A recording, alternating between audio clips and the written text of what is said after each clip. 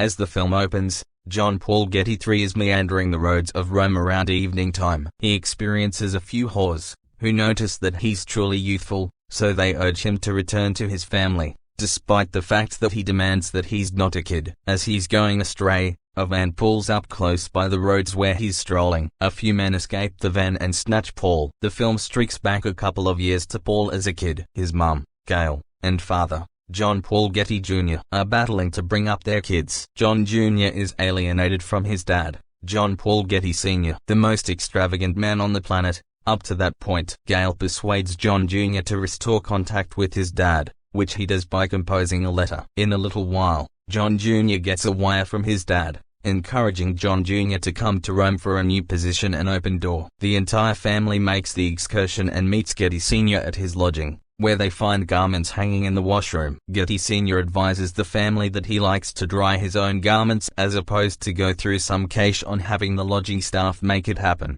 The family moves to Rome where John Jr. starts working for the Getty Oil Organization. Years after the fact, this prompts John Jr. becoming dependent on medications and laying down with different ladies. Gail seeks after a separation from John Jr. As Gail manages Getty Sr. over the separation, Gail needs youngster support. Yet Getty Sr. doesn't maintain that Gail should have anything since everything comes from his cash. Gail arranges and in the end chooses to disregard the youngster support so she can have the separation. Slice to right now. The ruffians need $17 million in real money for Paul's protected return. They first call Gail, however she lets them know that she has no cash. They don't completely accept that since her last name is Getty, so normally, they accept she is rich. The principal ruffian, Cinquenta, Romain Uris, persuades Gail to ask Getty Sr. for the cash. After insight about the grabbing arrives at Getty Sr. in a live television interview, he freely proclaims that he won't pay anything for Paul's protected return, legitimizing that if he somehow happened to do as such, he would have 14 hijacked grand kids rather than only one.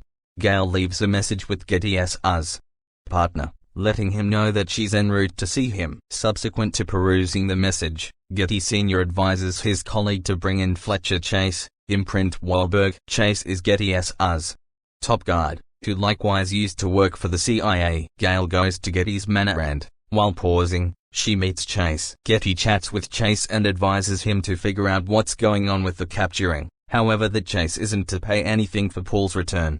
Gail and Chase start to go over the subtleties of the hijacking. As weeks begin to go by, the ruffians start to get restless that the payment is taking significantly longer than initially anticipated. The cold weather months begin to show up, and the compound where they are holding Paul isn't good for the virus. Thus, they ponder moving him. In the interim, one day as the need might arise to go to the restroom, one of the criminals takes him out to a lush region outside. The criminals should protect their appearances from Paul so Paul can't recognize any of them. Nonetheless, the criminal with Paul lifts his cover up, as Paul is a little distance away. Yet, the criminal neglects to return his veil on completely, so Paul winds up seeing the ruffian's face. As the hijacker gets ready to kill Paul, a discharge is heard. In a little while, Gail gets a call from the nearby specialists, telling her that they have tracked down her child and requests that she descend and recognize his dead body. At the funeral home, Gail takes a gander at the body and understands that it isn't Paul. Gail lets Chase know that the body is that of a more seasoned man, later uncovered to be the ruffian whose face was seen by Paul. The hijacker was killed in view of his error. Chase has legal sciences done on the body, and the police figure out that the dead hijacker has had priors before. They likewise see a rundown of his known partners, which incorporates Cinquenta. The neighborhood specialists track the hijackers to the compound where they've been holding Paul. The specialists storm the base and kill 3 criminals. Subsequent to looking all through the structure, they figure out that Paul has been moved. Cinquenta has offered Paul to a nearby wrongdoing family. The new wrongdoing family moves Paul to another compound. There, Paul makes a fire in a close-by brush by tossing a little lit piece of paper through the window of the room he's being held in. The hijackers are celebrating in the compound, so as the fire consumes, Paul utilizes an old piano to get through a boarded entryway toward the rear of the room he's in. Paul escapes as the hijackers are occupied. Cinquenta considers Paul to be his getting away, yet decides not to tell the others, since he's come. Paul comes to the street and banners down a vehicle. The driver is a nearby cop, who brings Paul to his back home. There, Paul utilizes the telephone to call his mum. Gail starts to converse with Paul, yet before Paul can see her where he's at, The criminals show up to take Paul back. It is hazy whether they coincidentally found Paul or on the other hand in the event that the cop warned the ruffians to his area. Since additional weeks go by without the payoff being paid, the criminals choose to remove Paul's rights here and mail it to a paper. Gale again attempts to prevail upon Getty, which works. He consents to give her the cash, provided that she closes down all responsibility for youngsters to him. She surrenders, yet later on, Gale and Chase figure out that Getty is simply going to give them $1 million since that is the most that he can give and have it be charge deductible. Chase keeps on haggling with Cinquenta. Chase goes to see Getty, where he irately lets Getty know that all of the security that Getty has is a result of him, Chase, and that there's nothing that could prevent Chase from hurting Getty. Chase proceeds to say that, regardless of Getty having all the cash on the planet, he's still a man. After this trade, Getty has a shift in perspective and wires Gale everything of the payoff, which has been brought down to $4 million. He has additionally voided the agreement with Gale, deciding for her to keep on having authority over the youngsters. Gale and Chase adhere to the hijackers' guidelines on the cash drop. They drive on a barren street until a stone breaks their vehicle's windshield, which is an indication to stop the vehicle. They get out and empty the bags containing the cash onto the roadside. Then, they are told to go on in the distance until they arrive at a corner store, where they are to pause and sit tight at the compensation telephone for additional directions.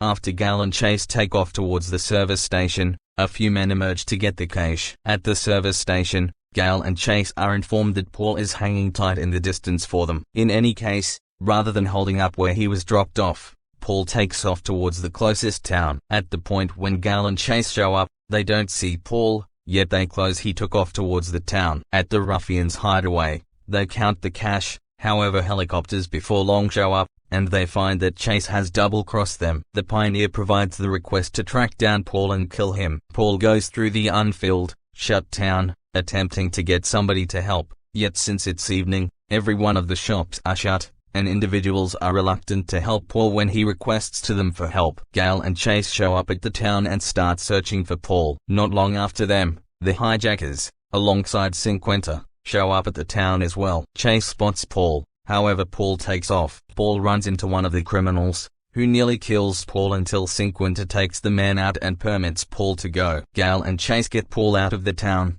and they head back. As this is going on, Getty awakens from rest, perspiring and meandering aimlessly. He before long kicks the bucket, gazing at a canvas he had as of late purchased for $1.5 million.